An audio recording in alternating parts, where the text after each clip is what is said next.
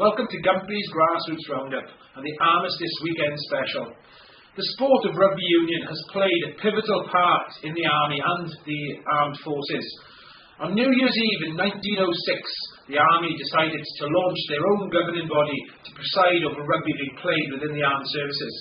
It was the vision of a Welshman, Lieutenant Colonel Joseph Edward Crawshay Partridge. Born in Abergavenny in 1879, he was the first person to realise the integral part the sport would play in the army, and rugby union instills a discipline like no other.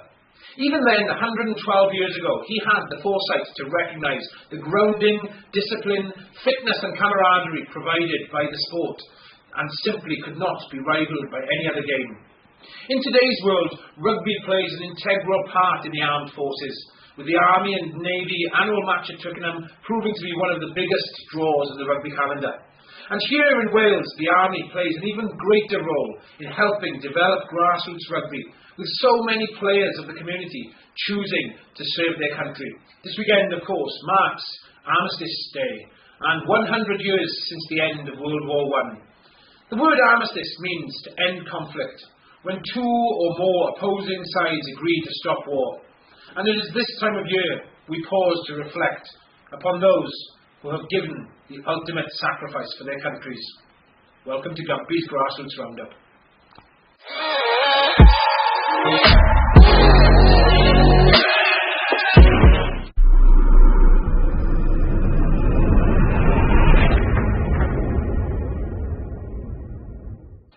So the match report now for this Armistice Day Special comes from the Invictus Games that were played last month in Sydney, Australia, and the final of the wheelchair rugby, which was contested between Australia and Team Great Britain.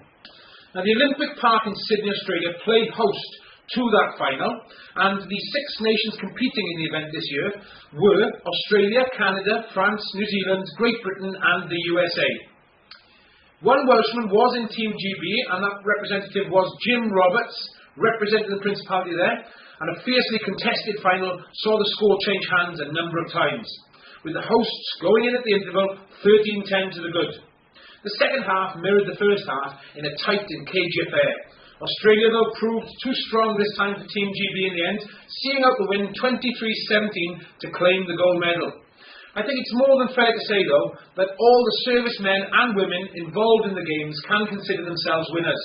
The Invictus Games, which started in 2014, allows injured war veterans the opportunity to represent their country. Invictus comes from the Latin word for unconquered, and every athlete involved in Sydney last month truly epitomises that word. All the best for the rest of the season.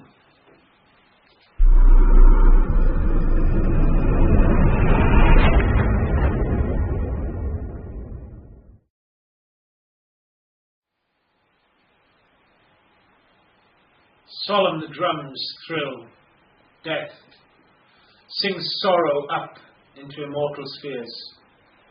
There is music in the midst of desolation, and glory that shines upon our tears. They went with songs to the battle. They were young, straight of limb, true of eye, steady in the glow. They were staunch to the end, against odds uncounted. They fell with their faces to the foe. They shall grow not old, as we that are left grow old. Age shall not weary them, nor the years condemn.